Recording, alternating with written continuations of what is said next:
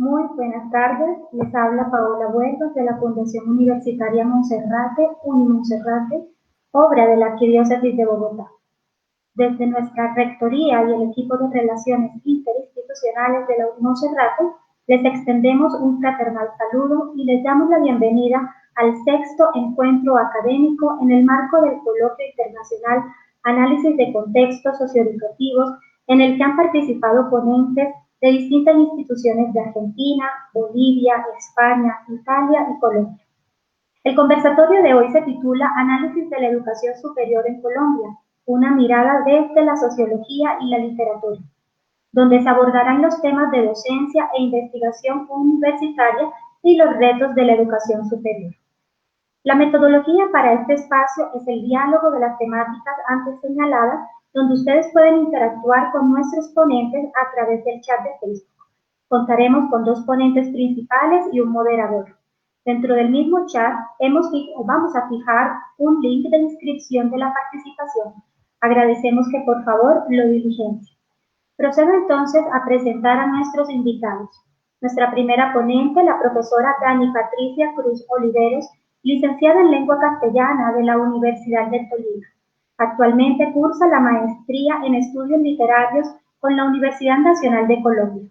Se desempeña actualmente como docente investigadora de la Universidad Fundación de Estudios Superior Monseñor Abraham Escudero. Pertenece al grupo de investigación Argonautas de la Universidad de Tolima.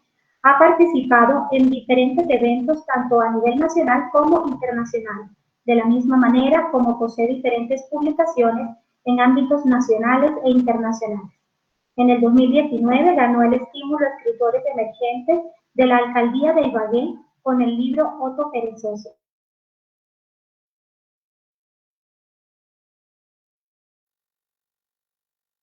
Literatura. Ha diseñado y propuesto proyectos como gestora cultural, donde contempla la promoción de la lectura, la escritura, la literatura, la pedagogía y la didáctica para la comunidad en general.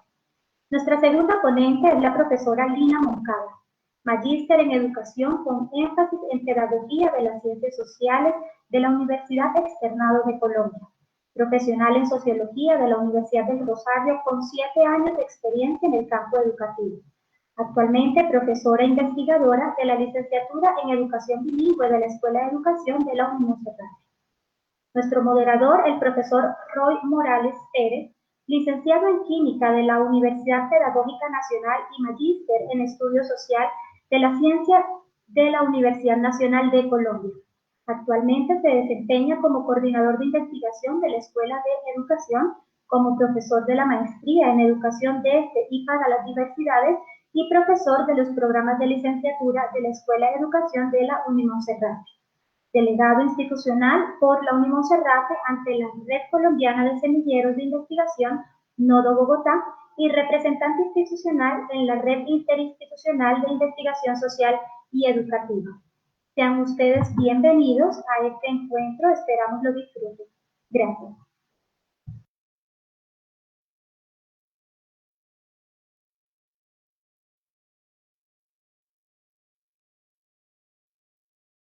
Muy buenas tardes a todas y todos. Bienvenidos al conversatorio Análisis de la Educación Superior en Colombia, una mirada desde la sociología y la literatura. Eh, Profesoras Lina, profesora Patricia, de verdad bienvenidas a este espacio, a este escenario de diálogo y de conversación alrededor de este tema con tanta vigencia en las circunstancias actuales de nuestro país. Reiterar un saludo a la universidad, a los estudiantes, profesores y comunidad académica de la Universidad Católica Boliviana, la Escuela Sistémica de Bogotá, Fundes, Fundaterapia, Universidad Católica del Sur, Universidad Católica de Ávila y Programa Delfín, y por supuesto a nuestra comunidad de la Fundación Universitaria Monserrate, quienes hacen posible este encuentro. Pensarse la educación superior en Colombia hoy, aún, digamos, en el escenario sociosanitario actual, pues ofrece retos y reflexiones importantes. Y este es el tema que nos convoca para el día de hoy. Eh, es también interesante que escuchemos de mujeres académicas cuáles son sus comprensiones, sus puntos de vista, sus reflexiones, preguntas alrededor de este tema. Entonces, colegas, Patricia, Lina, de verdad, para mí es un honor acompañarles en este escenario y pues esperamos que las reflexiones, preguntas, incertidumbres que aquí entretejamos puedan nutrir también los debates al interior de nuestras comunidades académicas, de todos los estudiantes y profesores que en ella, en el día de hoy, tenemos el privilegio de estar conectados. Para el público asistente, previamente pues hemos eh, eh, generado algunas preguntas claves sobre las que vamos a dinamizar esta conversación. La primera de estas preguntas nos introduce a un tema polémico en el que indudablemente pues muchas y muchos de nosotros nos sentiremos identificados, y es ¿por qué ser docente universitario hoy? Y digamos, no docente universitario en cualquier escenario, sino qué significa y qué implica ser docente universitario en Colombia hoy. Entonces, profesora Lina, me gustaría que su merced iniciara con estas reflexiones a propósito de esta pregunta problematizadora.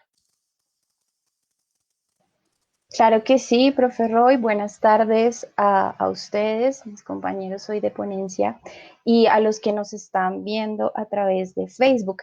Bueno, esta pregunta, cuando a mí me la plantearon, la verdad, a la que más le di vueltas fue precisamente a esta pregunta, porque, claro, o sea, el ser docente universitario hoy y en Colombia y en este contexto, no solamente en el contexto de coyuntural de pandemia, sino también en el contexto social y político en el que hoy estamos inmersos, pues es aún mucho más desafiante, ¿no?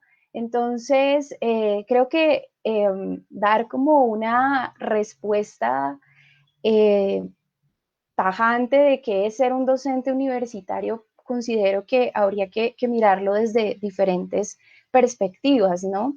Porque yo lo pensaba desde la propia decisión o desde la decisión que tomé cuando decidí ser docente, cuando me decidí convertir a la docencia, porque pues mi profesión de base no es licenciatura, sino profesional en sociología. Entonces es también como una autorreflexión que hice frente al proceso de cómo llegué yo aquí, ¿no? Primero uno debe pasar pues por sí mismo para poder, digamos, empezar a hacer toda una serie de disertaciones frente al tema. Entonces, ser docente universitario hoy implica repensarse uno también como ser humano, porque realmente estas situaciones nos ponen de cara frente a nuestra propia vulnerabilidad como sujetos, como seres humanos, en donde más allá de impartir contenidos o, bueno, desde una visión tradicional, ¿no? O más allá de eh, entablar discusiones, diálogos, se pregunta uno por el bienestar de sí mismo y de los demás, ¿no? Entonces es aquí donde uno empieza a pensarse que este ejercicio docente eh, va o tiene que ver muchísimo con los ejercicios investigativos que uno desarrolla tanto consigo mismo como con el afuera, que sería con sus estudiantes o con otros colegas. Entonces, yo creo que ser docente universitario hoy implica un ejercicio de investigación profunda desde nuestras particularidades, desde lo que nos constituye como sujetos en la sociedad, es pensarnos desde ahí, desde sujetos, nuestras propias confrontaciones, porque a la par que es personal, es social también, implica también un desafío frente a qué estamos haciendo por la comunidad, porque esa separación academia-sociedad, que a veces incluso en las comprensiones cuando uno está con estudiantes, entender el mundo, buscar comprensiones sobre el mundo, pensar el mundo en clave de entenderlo es bien complejo, ¿no? Y también uno como docente se cuestiona dentro de sus propias prácticas. Entonces yo considero que, retomando la idea de ser docente universitario, es primero pensarse desde la investigación propia y afuera, ¿sí? Del contexto. Segundo es también pensarse la manera en cómo fluye la relación enseñanza-aprendizaje desde las claves de entender el mundo, buscando que los estudiantes piensen, sientan el mundo en el que habitan, ¿sí? No desligar la emoción de la razón, sino van unidas, van juntas, van integradas, ¿cierto? Es un desafío constante también hacia lo que hemos venido construyendo como sociedad en torno a lo que es educar, cuál es el sentido del mismo, los contenidos del mismo y demás. Entonces, creo que este sería como a grandes rasgos lo que yo pude reflexionar frente a esta pregunta, que para mí se constituye en la pregunta quizás más desafiante en el escenario actual que vivimos hoy, ¿no? Ese sería entonces, profe, mi reflexión al respecto. Profe. Colega Patricia. Bueno, muy buenas tardes para todos. Espero se encuentren muy bien. Un saludo muy especial a mis colegas Lina y el profesor Roy. Para mí es un gusto poderlos acompañar y agradecerles sobre todo pues, a la Universidad de Monserrate, a la Universidad de Fundes y todas las universidades que promueven este tipo de eventos. Miren que este tipo de eventos para mí se anuda mucho a ese concepto de ser educador. Me gusta más la palabra de formador y educador, porque resulta que es una palabra que tiene mucho más historia. Cuando hablamos de educación, estamos hablando no solamente de lo que es para nosotros actualmente la formación en la educación superior, en universidades, en instituciones, sino que la educación abarca todos los contextos de los seres humanos. Entonces, para mí es un agrado cuestionarme sobre eso, sobre ese proceso de formación y educación, como lo dice la profesora Lina, que es algo que incluso podríamos remitir un poquito a los griegos cuando ellos nos hablaban del logos y el patos, ¿no? En la educación anudamos esa razón, esa emoción y todo lo ponemos al servicio del otro, de la sociedad, porque es en ese sentido en donde el sujeto empieza a construirse a sí mismo. Entonces, cuando hablamos de ese ser docente en la educación superior y sobre todo en estos contextos actuales de la pandemia y demás, nos damos cuenta que el rol del docente y de la educación es un rol fundamental para a la hora de la construcción del tejido social. Y sobre todo, si lo vemos ahora desde nuestro país, desde los contextos colombianos, vamos a comprender cómo este rol del docente, ya sea de educación superior, de educación básica o de educación primaria, pues va a fugir ese papel articulador, ¿no? Entonces, cuando hablamos de eso, me gusta remitirme sobre todo a ese concepto de educación, ese concepto donde se forja no solamente en conocimientos, sino en saber al otro, en donde y es una conexión mutua, porque no solamente se está formando a un sujeto, sino que todos sabemos que el docente sigue en un proceso continuo de formación en la medida en que se encuentra con el educando, con el estudiante.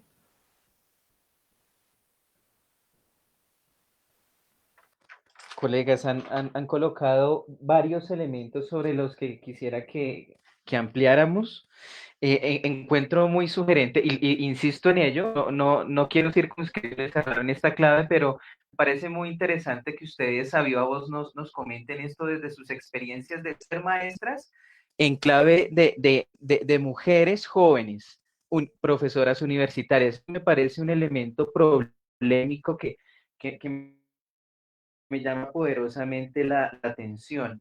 Me gustaría que si les parece, ampliáramos un poquito de esta idea de lo investigativo, a lo que nos invitaba Lina. Me parece muy interesante porque indudablemente la universidad, como Derrida en algún momento también nos lo planteaba en un texto, la universidad ha de estar primero, digamos, o una de sus funciones, de sus misiones, fundamentalmente es la transformación de las realidades sociales. Es decir, romper esos mecanismos dominantes, ¿verdad? En una matriz saber-poder dominante, ¿verdad? Cuestionarla, interrogarla, con fines transformativos de cara a la equidad y la justicia social. Y la colega Lina ha planteado un elemento fundamental y es cómo nos vemos nosotros respecto a lo investigativo, es decir, nuestra labor docente universitaria se circunscribe en el escenario de la profesionalización, indudablemente importante, Y este escenario de la profesionalización, ¿cómo entra en tensión con lo investigativo? ¿Cómo nos permite transformarnos? ¿Cómo permite resignificar nuestra práctica? Me parece es un elemento interesante en clave de dos elementos también que ustedes han señalado. El vínculo con lo social, ¿verdad? Muy a propósito del saber propio de Lina, ¿verdad? Pero también esto cómo genera otras narrativas, a propósito de lo que nos puede decir allí Patricia también. Y esas narrativas cómo construyen y configuran en lo que Patricia ha llamado otro tejido social, ¿verdad? Me gustaría que ampliáramos un poquito esto, si les parece, colegas, ¿cuál es el lugar de lo investigativo en su rol como maestras a propósito de esto? No sé, Patricia, si quisieras comentarnos un poquito sobre este elemento a propósito de este logos patos, este sentipensar crítico al que la corriente crítica latinoamericana, por ejemplo, nos invita que desde allí realicemos procesos de investigación. Colegas. Roy, mira lo interesante y lo importante de lo que acabas de plantear. Cuando nosotros hablamos de investigación, estamos hablando de una cualidad propia, inherente del ser humano. Y es muy importante porque a veces concebimos en todos estos mecanismos investigativos en los que actualmente nos encontramos, que la investigación es algo que se deja para unas personas especializadas. Lo que no reconocemos es que por lo general nosotros estamos constantemente encontrándonos con el proceso investigativo. Siempre estamos preguntándonos y cuestionándonos, no solamente sobre lo que es externo a mí, sino que lo que es interno a mí. Y cómo se empieza, por ejemplo, a preguntarnos por qué yo actué de esta manera o de otra. Y ahí entonces voy a entrar un poquito en mi campo, que es la literatura, donde hablamos, nos podríamos preguntar, ¿qué es la literatura? ¿La literatura acaso no viene siendo una investigación propia de lo que es el ser y el sujeto? Borges plantea en su texto Arte Poético, una idea muy interesante sobre por qué nos gusta la poesía. Que la poesía, aparte de una lectura, pues no nos provee nada más, pero pues nos sigue gustando. Porque la música sigue siendo tan importante para el ser humano, porque no hemos superado esos estadios. Pues resulta que ahí empieza, y él lo manifiesta, el arte es el reflejo no de una sociedad, como a veces lo hemos dicho, sino del sujeto mismo. Es un espejo que me permite a mí identificarme, es un espejo que me permite a mí investigarme, conocerme. Y en la medida en que yo me conozco, empiezo a conocer al otro. En la medida en que yo sé de mis debilidades, de mis capacidades, empiezo a conocer de las debilidades y de las capacidades del otro. Entonces, cuando hablamos de la investigación anudada a la docencia, vemos que esos conceptos que a veces vemos que están tan arriba, los tenemos en nuestra cotidianidad. La investigación, siempre estamos investigando. Por ejemplo, en las universidades se promueve mucho los procesos investigativos desde los semilleros, los grupos de investigación, las publicaciones, las revistas, los eventos, ¿sí? Y no sé si de pronto hemos cometido un error en concebir culturalmente que en estos eventos, en estas actividades, participan ciertas personas con cierto nivel. ¿Sí? En el aula, ¿de qué manera nosotros nos estamos acercando a los estudiantes y les estamos diciendo, bueno, la investigación la hacemos todos los días? Cuando yo me pregunto por qué o cuál es el significado de esta palabra o por qué esta persona me dijo algo o por qué pasó tal cosa, estoy haciendo investigación. Lo que pasa es que a veces no logramos anudar esa cotidianidad con ese proceso académico. ¿Sí? Entonces, frente a eso, pues a mí me parece muy interesante ese concepto de investigación.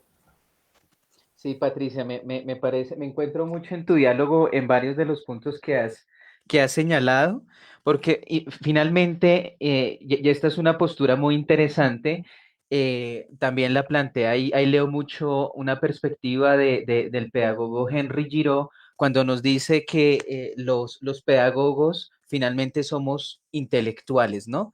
Y eso nos invita a asumirnos permanentemente, a ser propio en nuestro quehacer, en nuestra praxis pedagógica, en la investigación. Y me parece muy interesante esto que tú planteas, si bien lo estamos focalizando en el escenario de la educación superior, en un contexto latinoamericano, como es el tema que nos convoca el día de hoy, creo que esto comienza a romper esa hegemonía frente a quienes investigan son los docentes universitarios. Y les vamos a enseñar a los colegas de la básica primaria, la educación infantil o la secundaria, cuáles son sus problemas. Vengan para acá, colegas, les decimos cuáles son sus problemas y cómo resolver. Entonces me parece muy interesante también entrar en tensión en esta digamos, tensión saber-poder, como lo plantea Michel Foucault, respecto a la autoridad en el conocimiento científico. Me parece muy interesante eso que tú planteas, Patricia. Y indudablemente también como nos invitas a reflexionar, a tensionarnos en relación con los imaginarios de ciencia, conocimiento científico y práctica científica, ¿no? Siempre nos vamos usualmente en la publicidad, en los colegios nos enseñan las grandes historias de los científicos, hombres blancos europeos encerrados en un espacio de laboratorio haciendo explosiones. Por eso también muy interesante esta clave de este conversatorio en, bueno, cómo desde la sociología y la literatura, es decir, en el campo de las humanidades y las ciencias sociales, nos pensamos la investigación y la labor y el quehacer del docente universitario hoy. Y ya para darle la palabra a la colega, me gusta también, me encuentro mucho cuando finalmente lo que me parece, yo no sé si te interpreto bien, pero me parece que rompes este esquema de lo investigativo circunscrito a lo metodológico, a la presentación de determinados patrones de producción de conocimiento científico y amplías en relación con la investigación como formas de ser, pensar y actuar en el mundo. Y ahí nos cobija a todos. Entonces, muy interesante, Lina. Adelante.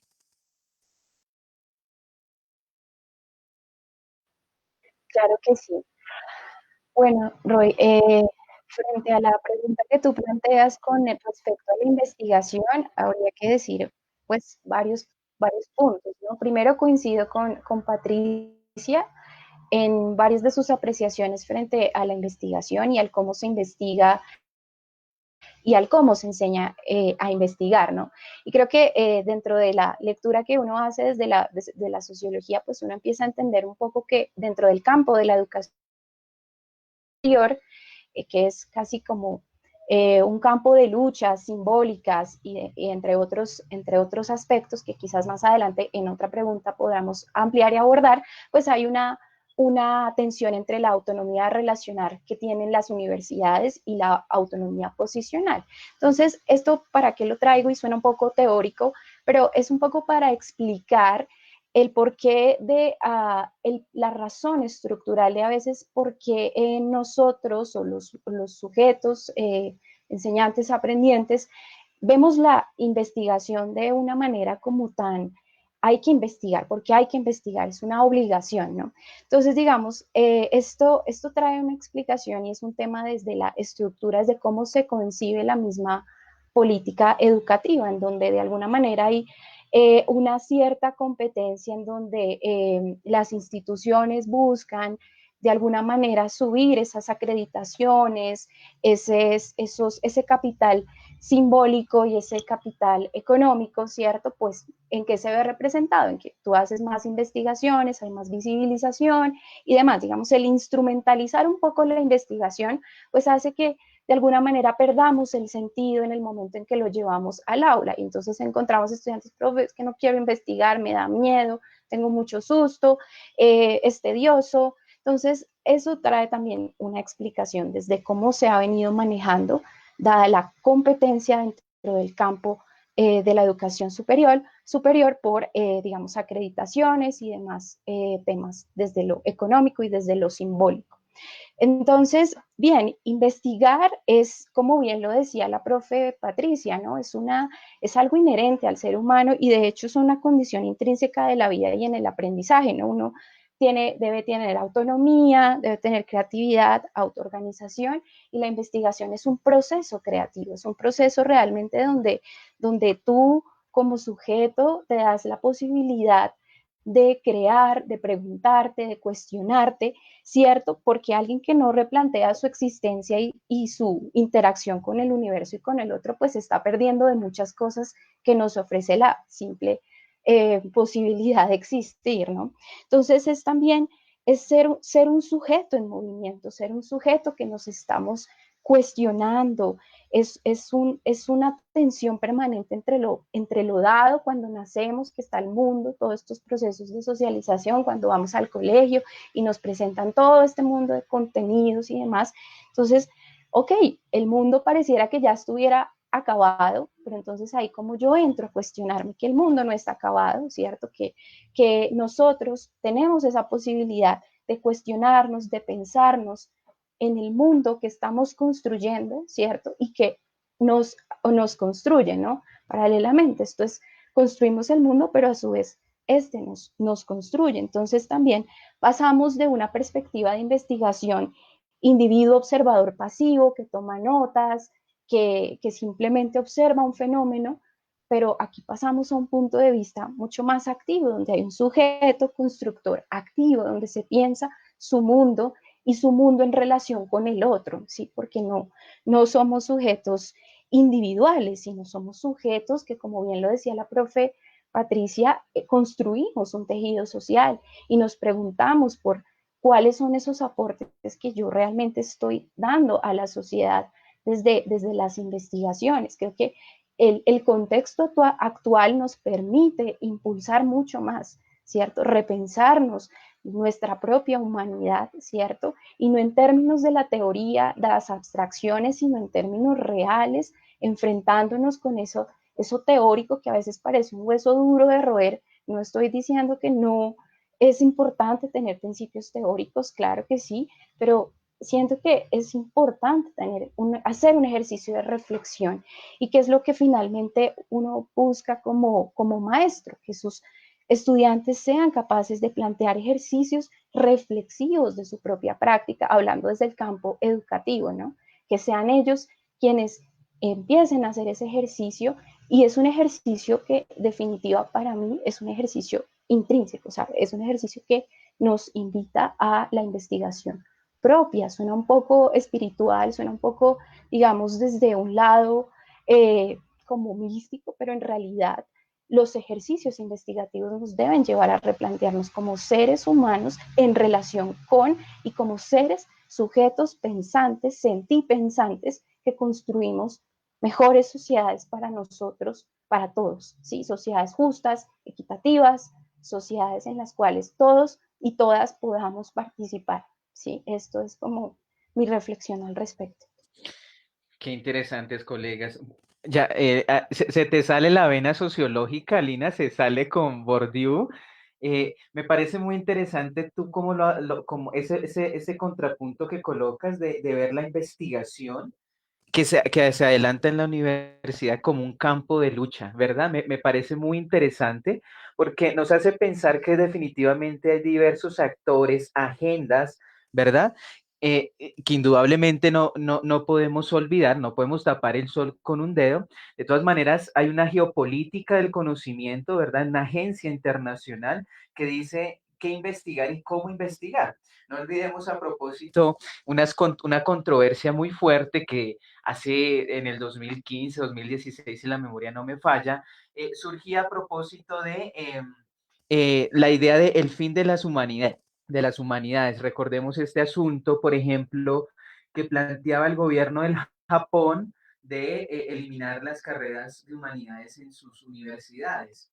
Pero no yéndonos tan lejos y aquí hablando de los vecinos, el gobierno de Jair Bolsonaro en el Brasil también promovía esta agenda, ¿verdad?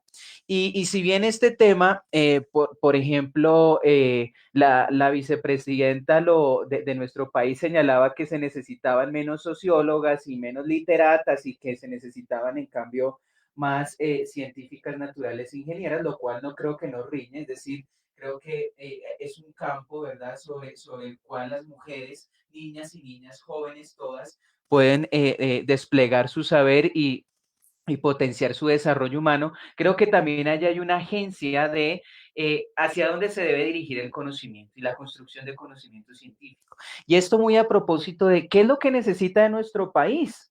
Una sociedad en donde indudablemente día a día asesinan líderes sociales, donde hay unos problemas sociales estructurales que no hemos logrado resolver desde nuestra 200 años de historia republicana. Entonces me parece muy interesante esto como tú lo enuncias en términos de un campo de lucha, ¿verdad? Y esto inherentemente vincula a las universidades como un actor social muy relevante. Y pues en el caso también colombiano no podemos olvidar por ejemplo, miremos las convocatorias del MinCiencias, ¿verdad?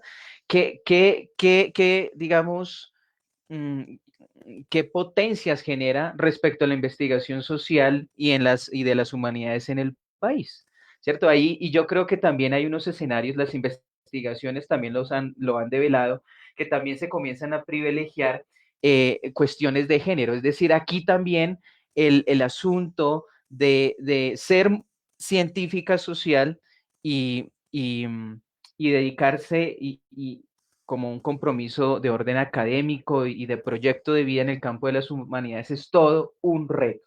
Hablándolo en el escenario concreto colombiano, pero yo creo que nuestros colegas que están vinculados al Facebook Live y a quienes extendemos también un saludo, nos podrán hablar también de estos escenarios muy concretos en nuestra Latinoamérica.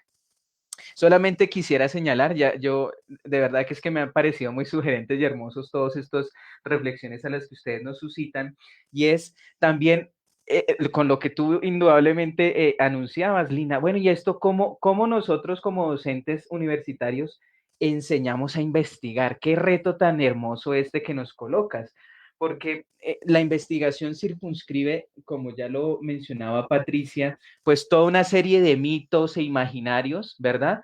Eh, a lo mejor en ocasiones un poco distorsionados respecto a la actividad de construcción de conocimiento, pero hay unos temores inherentes en nuestro quehacer, ¿verdad? Siempre como que la investigación es algo como para unos magníficos seres con unos intelectos dados superiores y que, como lo señalaba Patricia también, eso parece que no fuese algo propio, inherente a la actividad humana. Entonces, dos cosas que me gustaría rescatar de tu intervención, Lina: el asunto del preguntar y preguntarnos, es decir, cómo se moviliza la construcción de conocimiento, y esto a través de las preguntas que nos atraviesan en lo que tú denominas este sentipensar, ¿no? O sea, también cómo la emoción, cosa que desde las lógicas positivistas y neopositivistas puede ocasionar unas tensiones importantes, y esto como, digamos, en un escenario de vinculación y participación de la ciudadanía y de las comunidades. Cosa fundamental, yo creo que este llamado que ustedes dos, maestra Patricia y maestra Lina, nos generan es una invitación a que como investigadores universitarios, independientemente del campo que nosotros nos desempeñemos, es cómo nos vinculamos eh, con las comunidades y los territorios en los que circulan los saberes y las prácticas de la universidad. Entonces, bien interesante. No sé si Patricia o Lina quisieran abordar algún otro elemento, ampliar a propósito de esto, antes de ir a nuestra siguiente pregunta problematizadora. Ay, yo sí quiero ampliar. Eh, lo que plantea la profesora Lina me parece extremadamente interesante, sobre todo porque está poniendo eh, en la mesa estas dinámicas metodológicas estrictas que por lo general y no suelen funcionar muy bien en lo que tiene que ver con las ciencias humanas, ¿sí? Cuando hablamos, por ejemplo, de la metodología de la investigación, a veces la metodología, perdónenme la palabra que voy a usar, castra un poco a las ciencias humanas, porque no permite como ese acercamiento propio, sino que lo delimita, ¿sí? Entonces, tener en cuenta eso y resaltarlo y sobre todo hacérselo ver a los estudiantes, a nuestros estudiantes, es bien importante para que ellos también tomen conciencia de que el proceso investigativo va un poco más allá de los formalismos a los que nosotros estamos acostumbrados, ¿sí? Que la investigación no solamente se delimita a un formato, sino que la investigación es constante, y la profesora Lina lo planteaba, es constante y también muy subjetiva, porque así estemos abordando un proceso muy de las ciencias exactas, un proceso investigativo, ese proceso investigativo también está atravesado por un sujeto. Entonces, eso me pareció muy interesante. También lo que menciona Roy sobre los procesos de cómo se está tomando la investigación, cómo se están tomando las ciencias humanas, y mira que yo ubico eso más que todo desde el positivismo, cuando concebimos que era importante que las ciencias humanas encajaran en el modelo positivista. Desde ahí yo creo que empezamos a desfigurar un poco ese concepto de ciencias humanas, y sobre todo en cuanto a todo lo que tiene que ver con la investigación. Y eso nos viene a desembocar en nuestra realidad, que es lo que nos dices, un proceso con los líderes sociales, con los docentes, porque también son docentes, con las mujeres. O sea, y si vamos a analizar el contexto actual, nos damos cuenta, por ejemplo, que no, que la investigación, la educación, en algo está fallando para que tengamos una sociedad así. ¿Sí? En algo debemos estar haciendo mal para que nuestra sociedad tenga unas acciones tan crudas como todo este proceso de los líderes sociales, y sobre todo que nosotros como ciudadanos lo hayamos naturalizado, porque ya no se asombra. O sea, miren que es muy importante que uno ve las noticias, dicen un líder social asesinado, y eso en otro contexto sería escalofriante, sería de impacto, pero para nosotros ya no lo es. Entonces, ¿cuál es ese proceso que estamos llevando a cabo nosotros como docentes para que nuestra sociedad también esté de esta manera? Esa era, bueno, y otra cosa, frente a lo que hablabas de la mujer, ahí son los procesos culturales. Incluso Simone de Beauvoir dice, no se, no se nace mujer, sino que se hace mujer. ¿Sí? No es que yo nazca con ciertas conductas e imaginarios, no, es la cultura la que me los provee. Y con eso cierro. Lina, ¿quisieras ampliar algún otro elemento? Pues muy de acuerdo con lo que decía la colega frente a los ejercicios, digamos, de cuando uno revisa un poco el estado actual de las cosas, pues se pregunta como maestro y como universidad, como de todo, cuál es la responsabilidad que tenemos todos, desde todas las áreas, frente a la sociedad que estamos construyendo, ¿no? Entonces es un poco de empezar a pensarse y a pensarnos desde diferentes puntos de vista, o sea, es la posibilidad que hayan diferentes, así no coincidamos todos en la manera de pensar, que podamos tener un diálogo, ¿sí? Un disenso, la posibilidad de un disenso, como en alguna manera lo decía este francés que se me olvidó ahora el nombre, pero que haya posibilidad realmente de hacer un disenso en la sociedad, que a todos se les dé la voz para hacerlo, para realmente tener una participación, ¿cierto? Y eso debe ir impulsado por la educación. Tenemos unos problemas estructurales que afloraron en esta situación, ¿cierto? Que los cuales no puedes desconocer, ¿cierto? Pero sí es necesario que nosotros, como desde la academia, desde los diferentes actores, pues nos pensemos una sociedad en la cual haya la posibilidad de de tener un disenso realmente desde la equidad y que realmente entendamos que en donde vivimos pues es un mundo compartido, que la acción que yo haga genera una consecuencia. Y aquí es donde entra el maestro como un sujeto que media esa cultura, que es un mediador, como lo decía Estela Quintar también. Y también es pensarse, es un pensar epísteme. Aquí recuerdo mucho a la profe Mónica con Semmelman, pero es buscar esa observación, ¿cierto? Una observación mucho más aguda, más profunda, que me invite a leer el mundo en clave de entenderlo y en clave de hacer transformación propia para luego externalizarla. Sí. Bueno, solamente me voy a atrever a dar como unas puntadas finales frente a este asunto, porque de verdad que nos quedaríamos aquí hablando. Y me disculpo por tal vez los problemas técnicos de sonido a los escuchas y quienes están conectados en la transmisión de Facebook. De pronto tengo unos problemas allí de sonido. Pero solamente me gustaría importante esto que Patricia ha señalado respecto a la indolencia, a la falta de empatía frente a las realidades de nuestra América.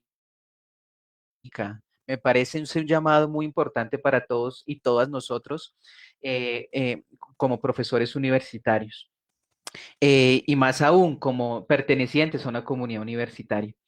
Y de eso nos hablaba muchísimo Michel Foucault cuando nos hablaba de las sociedades disciplinares, ¿no? Disciplinares en el sentido de mejor no preguntemos, mejor tengamos, no alcemos nuestra voz, no cuestionemos, no interroguemos, ¿verdad? Sobre nuestro lugar en el mundo y las relaciones que en él se tejen, ¿verdad? Y más bien, y me hacías también recordar un poco, ¿y por qué? ¿Qué estaremos haciendo más? ¿Qué estaremos haciendo mal?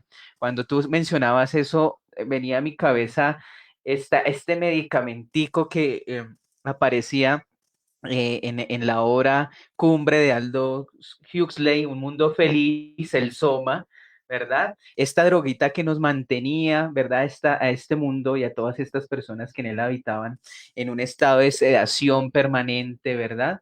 Y pareciese que sus realidades concretas pasaban desapercibidas, ¿no? Y esto muy en sintonía con digamos, a lo que Bauman llamaba pues bueno, las relaciones líquidas, ¿no? Y esto a propósito de la categoría de tejido social que tú mencionabas en tu intervención anterior, ¿no? Pareciese que ya esos vínculos con el otro cada vez se diluyen más, cada vez se disuelven más, cada vez nos importa menos, ¿verdad? Lo que pasa con lo otro y con el otro, con los otros, con nuestras comunidades. Y esto en clave de la problematización del vínculo al que la universidad, este vínculo que nos proponía Lina entre universidad, investigador y territorio y comunidad, ¿no? Esto que ocurre en nuestras realidades históricas y sociales. Y la pregunta es también, ¿qué papel juegan los medios de comunicación hoy? Porque indudablemente, como tú lo mencionas, Patricia, no, pues la universidad no es la única que educa, ni la escuela es la única que educa. Hoy en día educa TikTok, Instagram, Facebook, Twitter, YouTube. Allí circulan unos saberes, circulan unas prácticas, es decir, unas formas de ser, pensar, actuar en el mundo. Y a propósito de esta clave que nos plantaba Theodor Adorno cuando mencionaba en la cultura o la industria cultural, ¿no? Cómo todos estos elementos comienzan a generarnos preguntas y tensiones respecto a nuestro quehacer como profesores universitarios. Pero bien, dejémoslo allí, dejemos que también nuestros colegas, estudiantes, profesores, todos finalmente colegas en este proceso de construcción de conocimiento. Allí en el Facebook nos dejen sus opiniones, sus preguntas, sus contradicciones, por supuesto, respecto a lo que nosotros aquí estamos debatiendo lo más de sabroso. Me gustaría que Patricia abordara esta siguiente pregunta y lo abordemos. Esta pregunta me gusta mucho porque nos habla desde eso que nos pasa en palabras de de Jorge La Rosa, ¿no? De esto que transita y que somos, es decir, de nuestra experiencia situada como sujetos. Vamos a abordarlo en dos claves. ¿Cuáles son los retos y obstáculos que ha tenido a lo largo de su experiencia como docente universitaria y como investigadora? Entonces, en esos dos claves, ¿cuáles son los retos y los obstáculos? Y entonces, maestra Patricia. Gracias, Roy. Bueno, es una pregunta muy interesante porque por lo general los retos y los obstáculos lo que hacen es cuestionarlo a uno mismo, ¿no? Entonces, cuando hablamos del ser docente en la educación superior, pues uno encuentra que, que por lo general la educación, o sea, nosotros recibimos nuestros estudiantes de un proceso formativo de primaria, básica, media, y cuando llegan a la institución de educación superior hay varias falencias, ¿sí? Y esas, perdón, y esas falencias responden, por lo general, y acá continúo el hilo conductor de la profesora Lina, a, a proyectos o propuestas muy estatales, ¿sí? Eh, pues mi área es la literatura, es decir, que la lectura y la escritura es muy de mis clases. Entonces encuentro que la mayoría de los estudiantes, por ejemplo, no saben cómo transformar o qué recursos usar para llevar eso que piensan a la oralidad y a la escritura. Y miren que uno podría decir, las competencias comunicativas es algo muy básico que uno debería dejar de lado, o sea, como una materia que incluso me lo han dicho, una materia de relleno. Pero la lectura y la escritura es la que empieza a atravesar todo el proceso del saber y el conocimiento. Entonces, cuando llegamos al aula de clase, me he encontrado con esa falencia y he hecho preguntas sobre esto, a qué se debe. Y resulta que estamos los docentes muy anudados a lo que son las pruebas saber. Entonces nos centramos en salir bien en las pruebas saber, y las pruebas saber no necesitan escritura, simplemente A, B, C o D. Es simplemente coger un lapicito y llenar un círculo. Es lo máximo de contacto que hay. Cuando uno mira eso, es también las políticas educativas a qué le está apostando, a qué le están apostando, ¿sí? Porque los estudiantes llegan con estas falencias, no, obviamente habrá algunos que es normal, pero no porque ellos lo quieran así, sino porque la política educativa estatal no le está proveyendo al estudiante ese proceso que es necesario, esas herramientas de la escritura y la lectura. Porque resulta que si la institución educativa no saca un buen puntaje, bajan recursos. Pero si saca un buen puntaje, suben recursos. ¿Sí? Y entramos en una competencia que es otra problemática mucho más amplia entre lo privado y lo público en las instituciones educativas. ¿Sí? Esa ha sido una de las problemáticas que sí me ha costado. Lina, desde tu experiencia, ¿qué nos podrías contar en relación con esto? Tu experiencia concreta como docente investigador. Los retos, ¿verdad? Retos y obstáculos. Bueno, yo pensaba un poco, ¿cuáles son mis retos? Pues, ¿cómo ser un educador sin ser un Frankenstein? Creo que eso es lo que pregunta Méliès en el Frankenstein Educador, mi libro favorito. Y sí, realmente el reto más grande es realmente cómo ser un educador sin ser un Frankenstein, sin hacer de algo a alguien, ¿sí? Yo creo que aquí Méliès hace un punto de inflexión en algo tan importante que es cuál es el sentido de enseñarnos. Entonces, esa es una pregunta que constantemente me la estoy haciendo frente a todos los procesos y experiencias que he vivido como docente, no solamente en el campo universitario, que implicó una comprensión de los sujetos, de los jóvenes con los que yo comparto, sino también desde la trayectoria que he venido siendo. Yo fui maestra en primaria y fui maestra en bachillerato, entonces cada uno de estos retos, estos peldaños, digámoslo así, han implicado el pensarse uno, ok, ¿qué puedo hacer sin que esta creación sea mi creación, como los ejemplos que nos da Méliès ahí en ese libro, no ser un Pigmalión, no ser un Pinocho, no ser un Robocop, sino efectivamente cómo yo puedo empezar a pensarme una educación desde y para la autonomía, desde y para el pensar crítico, si yo misma no he dado esas luchas conmigo misma, ¿no? O sea, cómo me desprendo un poco de todo lo que he venido aprendiendo y lo que me dicen que es y lo que no es, ¿cierto?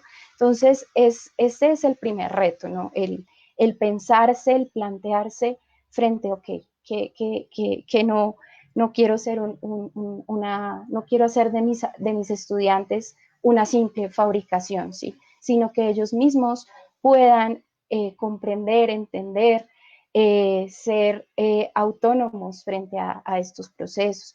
Esto puede llegar a ser muy ideal y de hecho a veces en la práctica, porque como lo decía la profe Patricia, cuando los estudiantes llegan a las universidades, pues hay una dificultad en escritura, en oralidad. Muchos de ellos les da miedo hablar porque vienen de prácticas pedagógicas un tanto silenciadas, pasivas, entonces se encuentran con que el profe me deja hablar, pero ¿y ahora? Sí, entonces eso también es producto de una cultura también del denominado teaching for testing, que era lo que ella mencionaba, la profe decía como los entrenamos simplemente para músculo, para, para las pruebas, pero ¿y qué, no? O sea, igual el trasfondo de la prueba también tiene todo un contexto económico, político, porque precisamente la autonomía relativa de las universidades se pierde, porque entra el mercado un poco a regular todo esto de la educación, entonces necesitamos de alguna manera entrar a PISA, sacar PISA, porque la OCDE nos lo exige, o cualquier estamento, estos think tanks, ¿no? Fondo Monetario Internacional, Banco Mundial, etc. Entonces, claro, ahí hay una tensión muy fuerte, ¿no? Frente a, ok, necesitamos estudiantes entrenados, pero entrenados ¿para qué? ¿Sí? Si realmente estamos desvinculando algo que es esencial al ser humano y es su capacidad de no, o sea, de no perder su propia humanidad, ¿sí?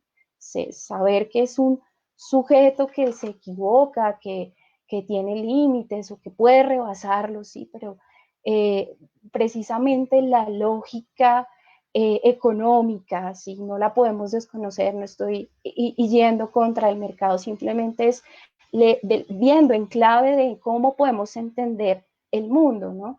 Entonces, yo diría que volviendo nuevamente como a resumir mi postura frente al reto, primer reto, pues cómo ser una educadora sin ser una Frankenstein. El otro es la comprensión de los sujetos con los que yo estoy compartiendo, los jóvenes, cuáles son sus intereses, sus miedos, sus esperanzas, sus pasiones, ¿sí? Porque la clase es un organismo vivo, la clase está viva y no es esa pasividad un poco que a veces estas lógicas también nos someten, porque no quiero decir que estuve exenta o estamos exentos de, bueno, que, o sea, nuestra clase es wow, no, o sea, uno como docente tiene que ser muy consciente y muy realista de que hay clases en las que uno siente que efectivamente hay toda una posibilidad, se generan todas unas dinámicas que nos permiten como movilizar la clase, hacerla mucho más enriquecida y demás. Pero a veces no sucede esto y eso también es completamente normal no lo miren en el sentido de como esencializado, sino es parte de la dinámica, ¿sí? Es parte de la dinámica de la clase como un organismo vivo, como estamos tratando con seres humanos que les suceden cosas, que experimentan, que sueñan, que tienen esas emociones.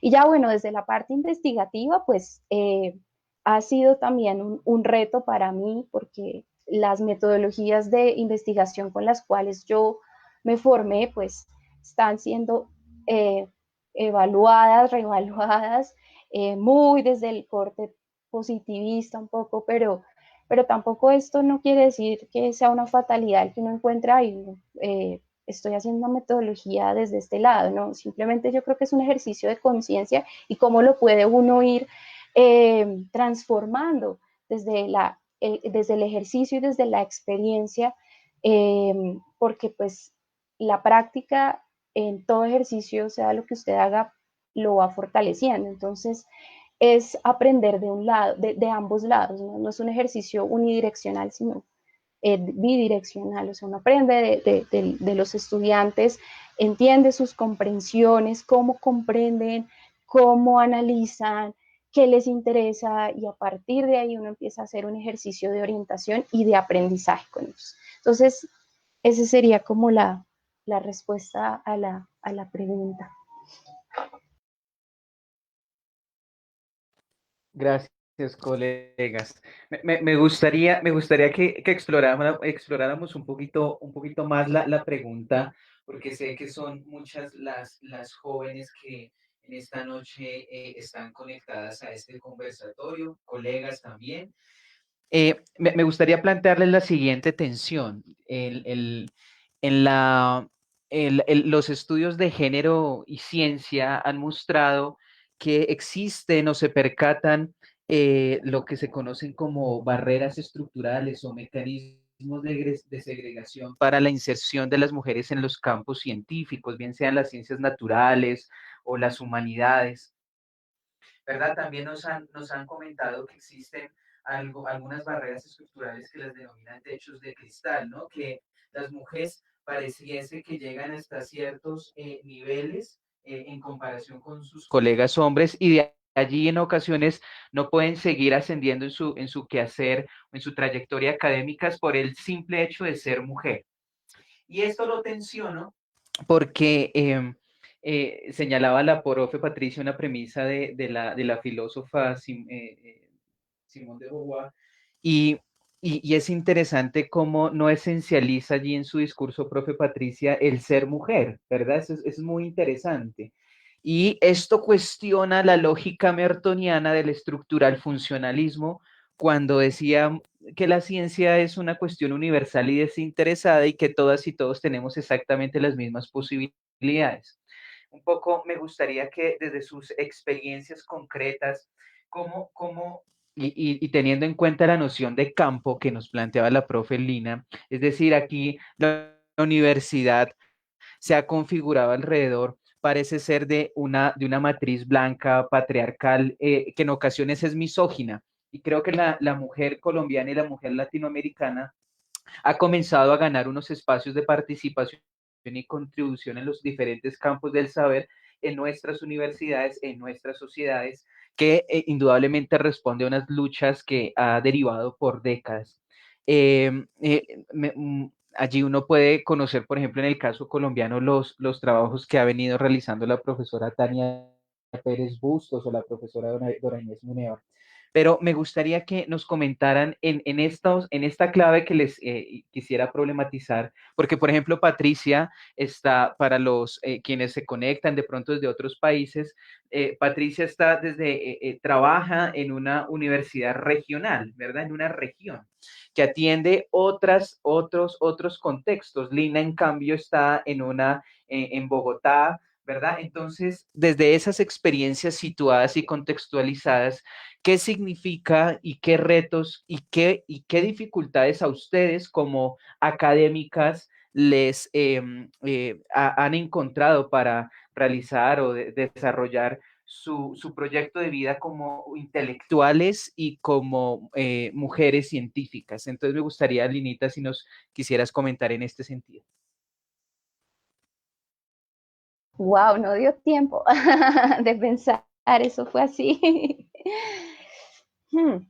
Bueno, las cuestiones de género, el tema de género, los retos, son varios, ¿no? Porque las comprensiones de cómo construimos el género, cómo construimos la identidad de género, bueno, esto es una discusión, digamos, desde el lado de la sociología, pues uno puede decir, ok, es construcción, digamos, de cómo se han construido socialmente el cuerpo, cómo se ha biologizado el cuerpo, y eso nos remite pues toda la historia, ¿no? De cómo hemos ido construyendo estas diferencias, ¿no? Y les hemos ido adjuntando a cada sujeto, sea hombre o mujer, pues una serie de características, ¿cierto? Que vienen desde la biología, lo fenotípico y demás. Entonces, creo que aquí hay un reto colectivo, un reto como, pues desde la educación un poco, pensando desde cómo podemos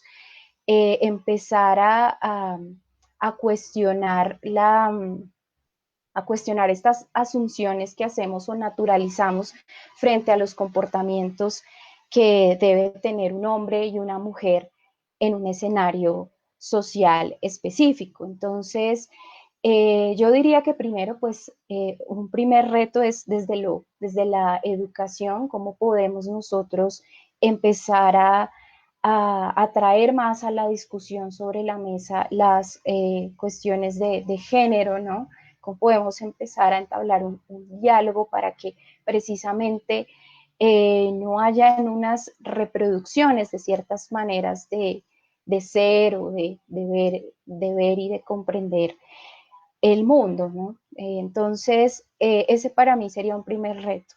Claro, pensarme como académica, mujer, latinoamericana, de ciudad, pues desde la institución en donde estoy, pues implica o sea, también implica ponerse en la posición un poco de como que, ok, ¿cuáles han sido la trayectoria de mujeres que han antecedido y que han dado sus luchas para que nosotras podamos estar acá? Entonces tampoco o sea, es importante no tener un desconocimiento de de las luchas políticas, sociales y culturales que se han dado alrededor del género para que, digamos, que podamos tener un espacio. Siento que igual el espacio sigue siendo bastante cerrado, bastante patriarcal un poco, pero y también ha sido duro darse cuenta que uno misma ha interiorizado esos discursos y los ha hecho corpóreos. Y yo creo que lo más duro es darse cuenta de eso cuando hablas, cuando piensas, cuando actúas. Entonces yo pienso que el primer ejercicio que debe empezar o que yo estoy empezando a hacer es darme cuenta de cuáles son esos diálogos que he entablado y conmigo misma desde esa visión de sujeto, de mujer de tantos años, que debe tener ciertas características, que si es socióloga, entonces debe comportarse o debe vestirse de cierta manera o debe pensar de cierta manera. Entonces, creo que es un ejercicio primero que pase por uno mismo en identificar eso para luego sí empezar a exteriorizar los obstáculos.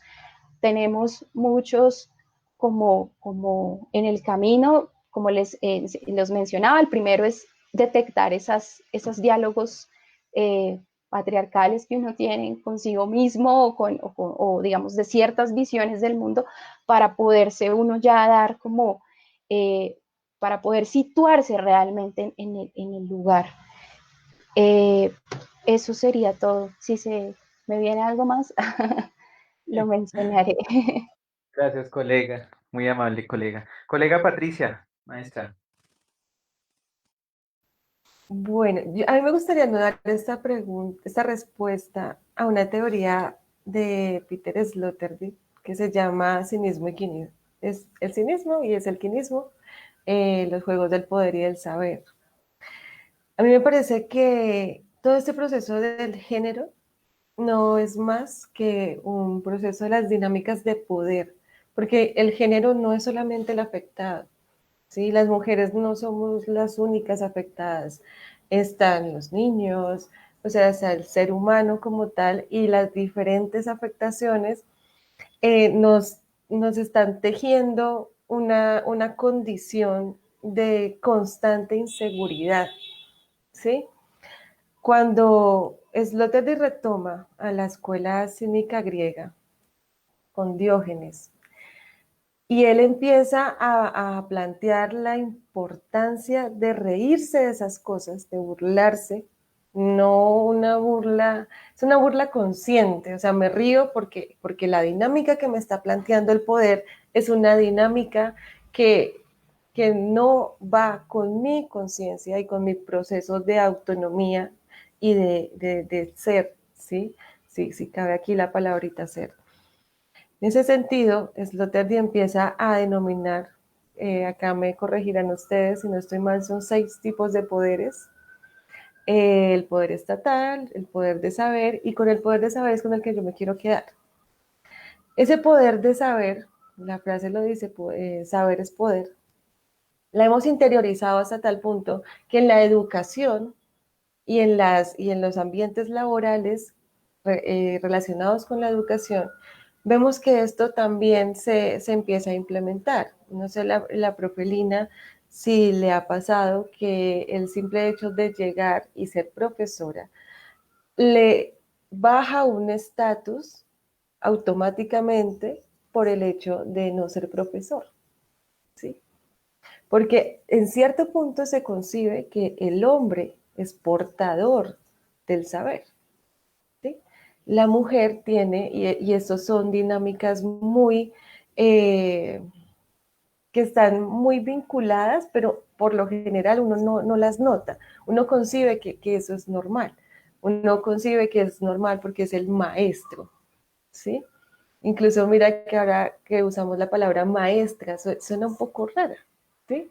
Porque es el maestro. Entonces, todos esos procesos nosotros los hemos incorporado desde el mismo proceso del saber, ¿sí? Porque el saber tiene toda una tradición masculina. Desde los griegos, Aristóteles, Sócrates, Platón, ¿sí? Venimos con una tradición masculina y el saber se concibe que la mujer no lo tiene, no lo construye, ¿sí? Entonces, a partir de eso, cuando hablamos de saber y poder, y esto lo llevo también a la literatura y lo anudo a los procesos de violencia que tenemos en nuestro país, vemos que en la literatura, por ejemplo, del siglo XXI se ha volcado hacia el sujeto.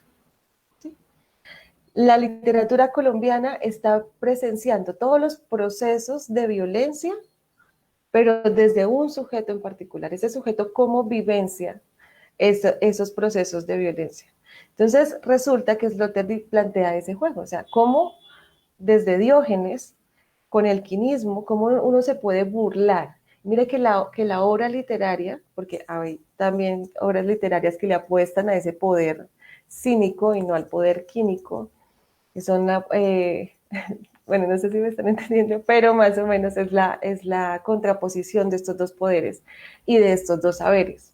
Entonces, cuando encontramos, por ejemplo, esta literatura, que es una literatura que encarna todas estas conductas que perpetúan las dinámicas de poder, vemos que también esa literatura que se supone que es la que debe hacer reflexionar al sujeto, está orientándolo hacia la perpetuación de estas dinámicas de poder. Entonces, no solamente la perpetuamos en el aula, sino que en el arte también. Hay un profesor en la Universidad del Tolima, Elmer Hernández, él plantea eso desde la obra literaria. Y lo hace con una obra de Reinaldo Arenas, un cubano, que miren que uno diría, Cuba con su proceso de revolución es un proceso químico y resulta que con todo ese proceso de segregación que realizó, resultó siendo un poder cínico. Entonces, cuando nosotros empezamos a identificar eso en el aula, en las conductas, porque lo que dice la profesora Lina es completamente cierto. Hay veces hasta que otra persona le dice a uno, oye, ¿a ti eso no te incomoda? Y uno dice, ¿a mí por qué me debería incomodar? Porque ya tenemos una conducta, un poder, las conductas de un poder interiorizadas. Y eso es lo que hace que se perpetúe no solamente en la literatura, no solamente en las cuestiones de género, no solamente en las cuestiones educativas, sino absolutamente en todo. Por eso quería hablar un poquito de Sloterdijk, porque él abarca todos esos campos y nos lleva a presenciar que todos estos procesos de poder están, poder cínico, están permeados en nuestra realidad.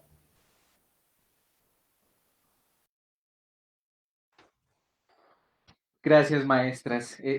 Muy interesante, Patricia, cómo comienzas tú también a mirar cómo esta matriz saber, poder, género se comienza a intersectar con otras condiciones situadas de los sujetos, su raza, su credo, su filiación política. Me parece es un elemento bien interesante.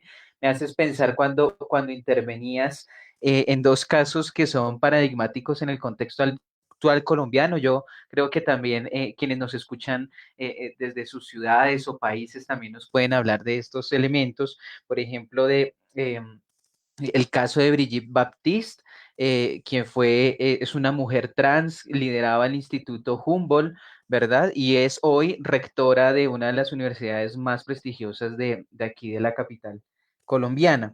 Y de Mabel Torres, ministra de Ciencia y Tecnología en la actualidad, que es una mujer afro, ¿verdad? Y que proviene de una región marginal del contexto colombiano. Entonces, me gustan mucho estos elementos que ustedes también proponen.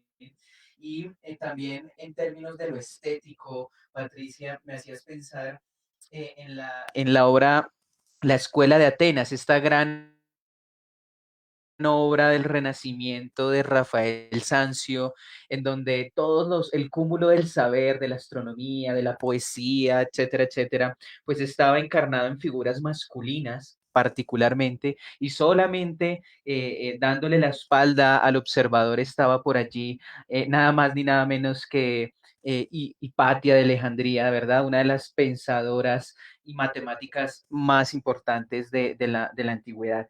Em, y bueno, así podemos seguir enunciando diferentes contextos que problematizan esta situación del ser mujer científica en nuestra Latinoamérica.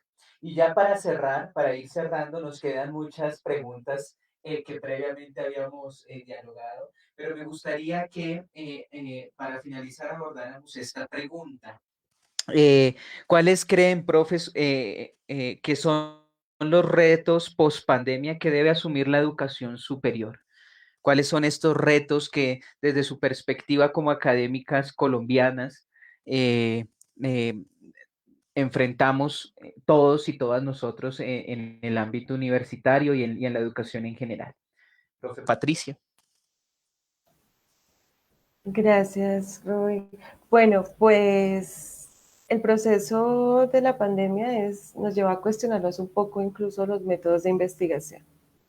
Supone que estamos en el siglo XXI donde el auge de la investigación, los procesos investigativos son muy amplios, constantes y de diferente manera dado el contexto.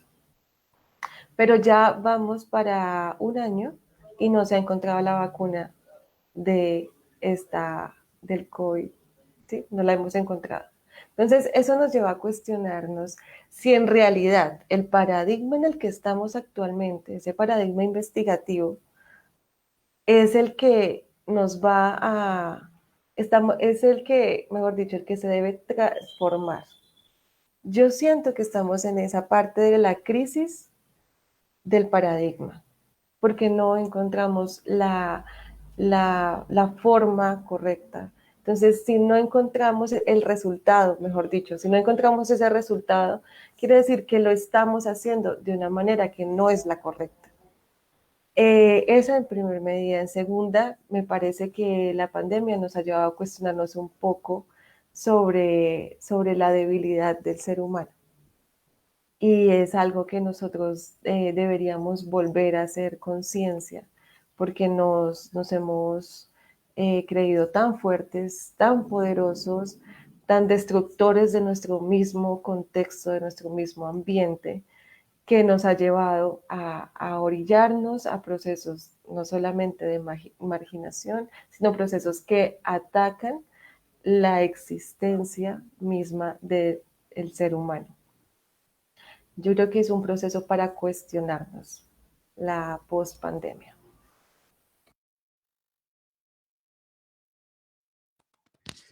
Uy, Patricia, aquí esto se va a extender otras 2 horas con lo que su merced acaba de decir. Colega Lina. Claro que sí. Bueno, son varios retos. Primero, pues los híbridos de enseñanza, es decir, lo virtual y lo presencial.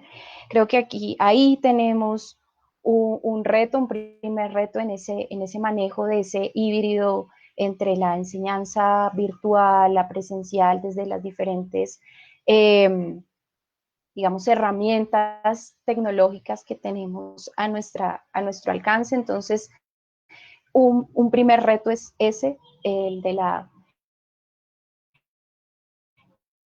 hibridación de la enseñanza y también desde no perder lo esencial que es la humanidad, ¿no? Detrás de esa persona que está ya viéndonos, cómo podemos también hacer sentir esa acogida como cuando nos vemos en presencialidad. Eh, Considero importante la relación educación-casa. Yo creo que aquí en esta situación nos debe lo que, ok, la familia, la casa debe estar mucho más integrada en los aspectos formativos de los sujetos. Entonces, ese es otro reto que tenemos, porque no la educación no es solamente de los maestros y las maestras, sino de quien está en casa, mamá, papá o sus personas con las que vive, ¿no? Otro reto yo creo que de la pospandemia es un poco de insistir en pensar en el mundo en clave de entenderlo, ¿no? De empezar a entender con mayor profundidad qué es lo que nos sucede, por qué nos sucede, lo que está ocurriendo actualmente. Entonces creo que es también en pensar nosotros como mediadores de la cultura, los maestros y las maestras, en cómo podemos llegar a, a permitir que nuestros estudiantes o generar procesos que les permitan a ellos pensar en clave de entenderlo. Otro punto importante es que definitivamente esta pandemia pues redefinió todo el tema de la vida juntos y la vida con otros. Entonces yo creo que aquí habría que trabajar o hablar de la formación integral de la persona, ¿cierto? Vinculando, porque es que el mundo no soy yo solamente, sino somos todos y los que pues tienen desde diferentes roles como eh, posiciones mucho más privilegiadas. Entonces considero que aquí es un punto para reflexionar frente a ello. Y unos educadores mucho más apreciados, ¿no? Porque siento que las condiciones de muchos de los educadores en el país no son iguales, ¿sí? No es lo mismo estar uno en una ciudad donde hay accesos a Internet, a diferentes maneras, que estar en la ruralidad, ¿no? Que ser un profesor rural y rural también en un contexto difícil, de conflicto, en un contexto como los de nosotros, el contexto colombiano donde la ruralidad está dejada a un lado, ¿no? Y donde también pues necesitamos también pensarnos en sí, en integrar ese pensar, hacer y sentir, si no es solo a favor de la cognición, no es solo lo cognitivo, sino también lo emocional y también el sentir. Algo que olvidé decir frente cuando pues hablábamos del tema de los líderes y toda esta casi que naturalización de la violencia, ese ser indolente, ese ser indiferente. Yo creo que aquí no es que tanto lo seamos, sino es necesario empezar a vincular los procesos emocionales aquí y de empatía y de también saber que la vulnerabilidad no es un sinónimo de debilidad inseguridad, sino que es parte de nuestra condición humana, ¿no? Y de eso los rusos sabían mucho, la literatura rusa ponía muy bien nos situaba muy bien psicológicamente, describía muy bien. Y entonces, Dostoyevsky, sí señora, me adivino, Dostoyevsky, sí, entonces eso sería, muchas gracias. Bueno, profesoras, dejan puntadas para que sigamos pensando. Finalmente creo que la pandemia, ustedes en palabras de Patricia, nos enfrenta a una crisis como civilización, ¿verdad? Como género humano. Mm, eh, esta pandemia, como nos señalaba Lina, devela profundas inequidades que enfrentamos particularmente en nuestra América. Em, en momentos estuvimos punteando, ¿verdad? Casi nunca aparecemos en los primeros rankings, tal vez en los de desigualdad, en los de infectados, etcétera. Ahí es donde comenzamos a aparecer. Pero y de esto, pues, por supuesto, nuestros colegas que están conectados a esta transmisión y a quienes les agradecemos estar aquí presentes, ¿verdad? Todavía conectados. Es un poco esta tensión entre a lo mejor lo que nos planteaban Zizek y Byung-Chul Han en ese texto de la sopa de Wuhan, ¿no? ¿Qué va a pasar en el mundo post-pandemia? ¿Qué pasará con las prácticas del neoliberalismo? ¿Todo cambiará? ¿Se suscitará una revolución cultural? ¿O por el contrario, todo permanecerá en eso que comenzamos a llamar una nueva normalidad?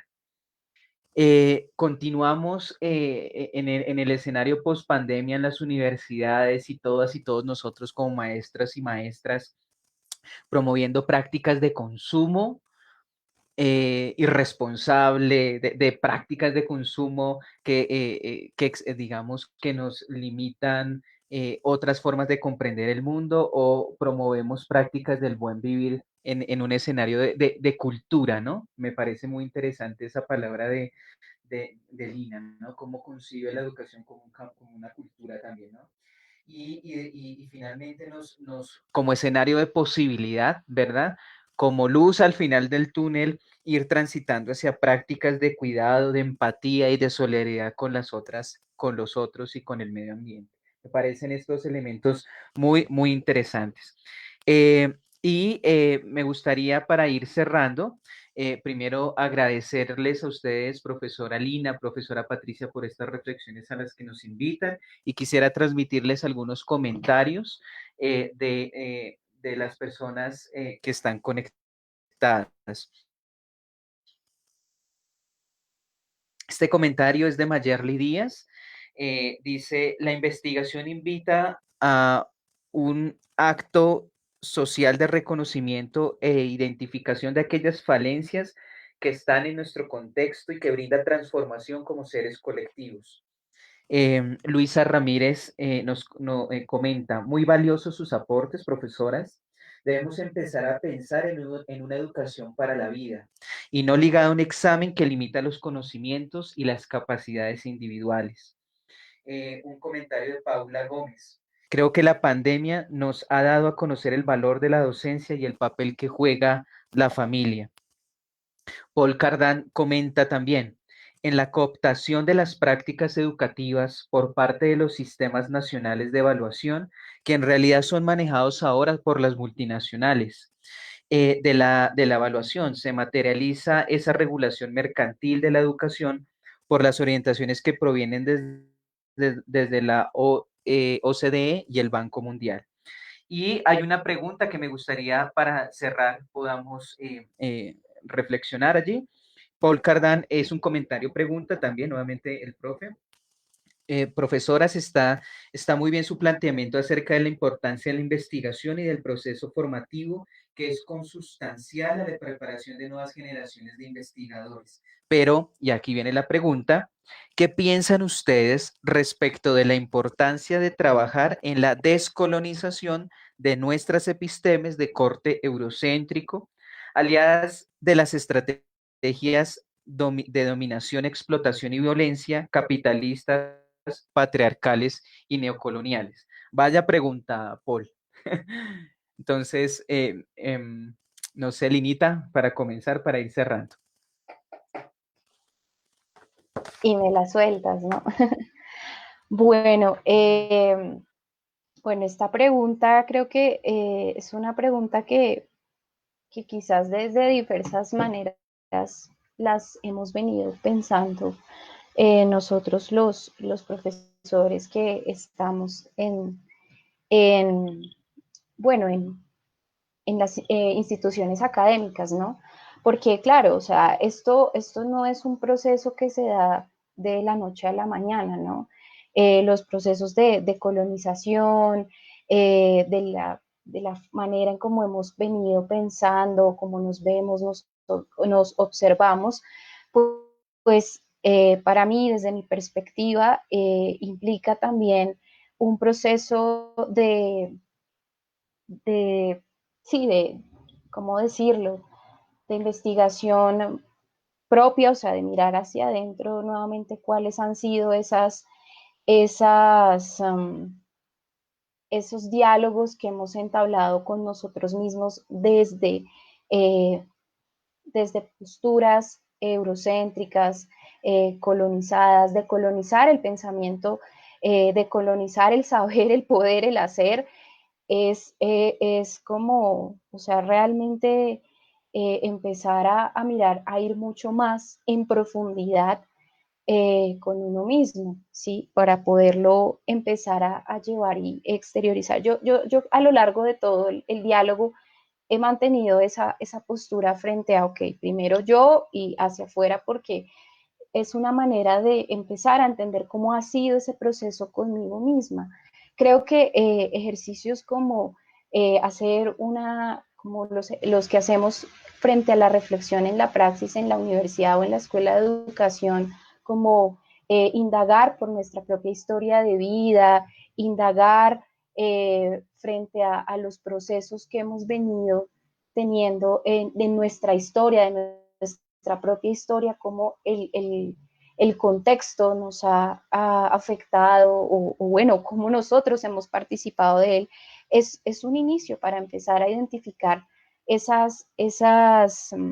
colonialidad del saber, del poder, del hacer, ¿cierto? Y empezar a plantearnos o a proponernos desde nosotros, o sea, como hablando ya del contexto latinoamericano, de cómo nosotros también desde esa fuerza intelectual y académica, como también nosotros podemos posicionar nuestros propios pensamientos, nuestras propias maneras de pensar. Su pregunta me suscita también una manera en cómo alguna vez en la Universidad de La Guajira tuvimos la posibilidad de participar en un conversatorio allá y la persona que dialogaba, que presentaba su investigación, lo presentaba a modo de cómo se construye una mochila guayú. Entonces daba toda la explicación en torno a su planteamiento del problema a partir de su propia cosmovisión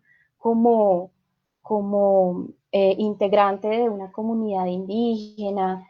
Entonces, este ejemplo lo traigo para también, o sea, nosotros cada uno puede también dar su propia, su propia epísteme, hacer su propia manera, digamos, esto lo hablaba Patricia, de a veces esas metodologías de investigación que resultan ser una camisa de fuerza y que simplemente es resultado y hipótesis, resultado y ya, sino que esto nos lleva a plantearnos nuevas maneras de hacer investigación, pero una investigación que se pare desde un paradigma interpretativo, desde un paradigma crítico, ¿cierto?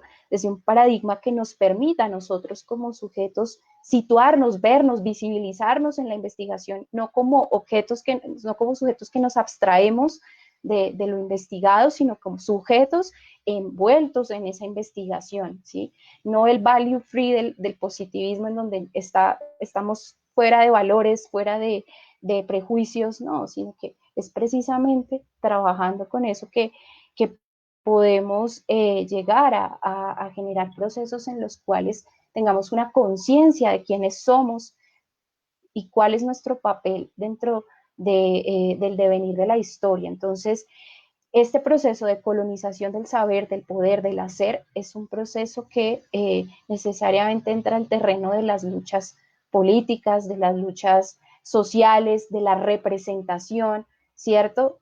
Porque pues la representación que tenemos, con eso damos sentido a las cosas, el lenguaje, y con ello el lenguaje y con ello la cultura, ¿no?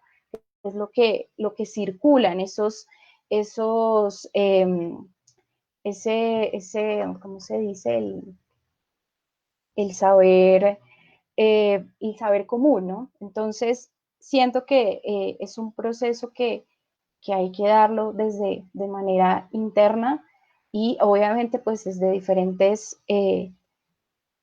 la investigación propia, pero desde la investigación desde la comunidad académica, teniendo en cuenta la comunidad, con la comunidad, no para la comunidad, con la comunidad. Yo construyo con el otro, no para el otro, con el otro, porque esa es una manera también de ir desestructurando esas maneras de pensar, de ver y de sentir, esos hábitos que han sido incorporados en procesos de socialización primaria y secundaria.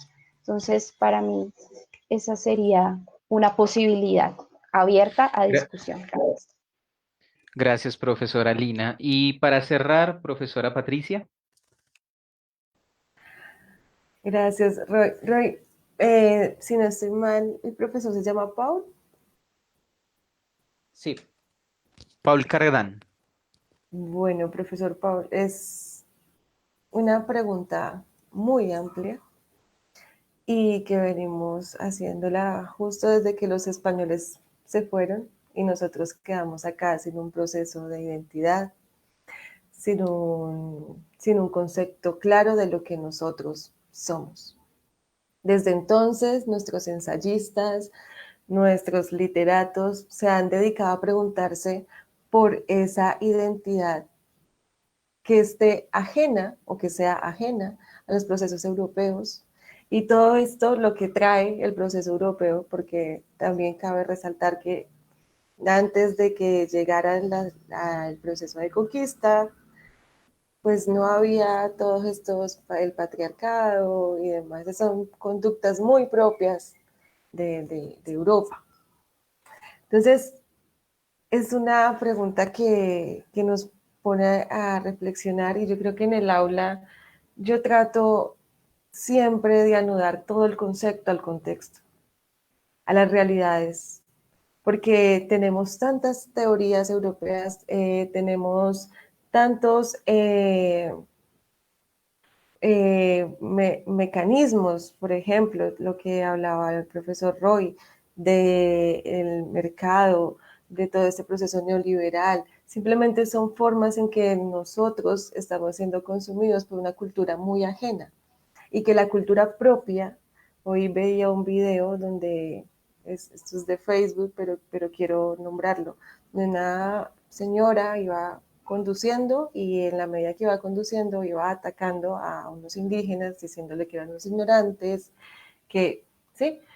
Ese es el no reconocimiento de nosotros. Esa es la negación de un yo y un yo social. Entonces, cuando nosotros vamos a preguntarnos sobre la cuestión de identidad, pues no sabemos y nos pasa, a veces siento, y eso es muy personal y quiero que me disculpen por lo que voy a decir, como si estuviéramos en pleno siglo XIX, como si aún estuviéramos anclados al proceso español, a las conductas españolas, a las conductas europeas, siguiendo unos parámetros y unos prototipos que responden estrictamente a un contexto que no es el de nosotros. Entonces, desde la educación, lo único que nosotros podemos hacer es empezar a construir, a investigar, a escribir y a leer desde el contexto que nos rodea. Ahorita Roy, y yo se no lo alcancé a desarrollar, me hizo una pregunta muy valiosa sobre, yo enseño en la Universidad de Fundes del Espinal Tolima. Vivo y soy egresada de la Universidad del Tolima.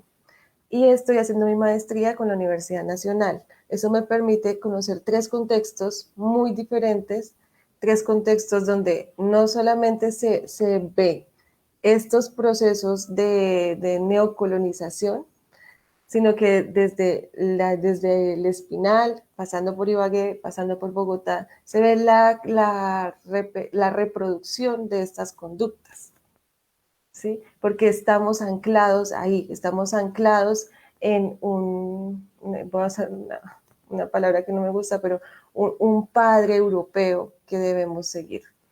Entonces, lo único que yo veo como alternativa es desde el aula formar en función del contexto y las necesidades propias de nuestro contexto. Y ya.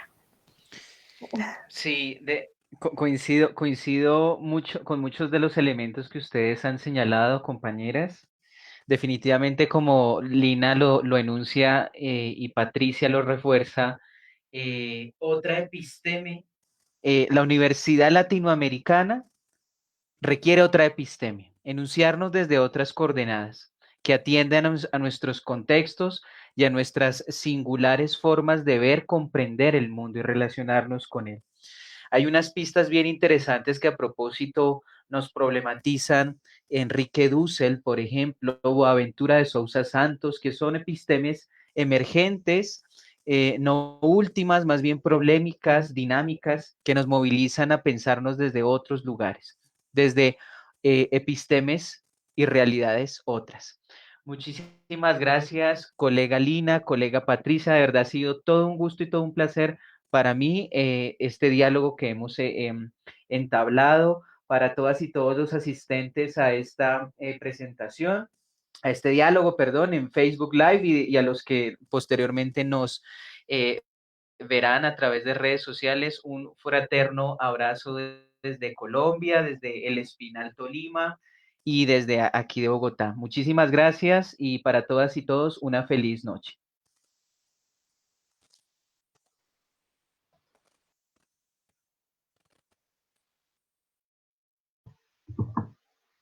Gracias a todos por participar en este sexto encuentro académico en el marco del Coloquio Internacional UniMonserrate. Gracias por sus comentarios e interacciones. Agradecemos a nuestros invitados, profesora Dani Patricia Cruz Olivero, profesora Lina Moncada y profesor Roy Morales Pérez, por disponer de este espacio y por plantearnos el cómo desde la sociología y la literatura nos pensamos la investigación y el qué hacer del docente universitario hoy.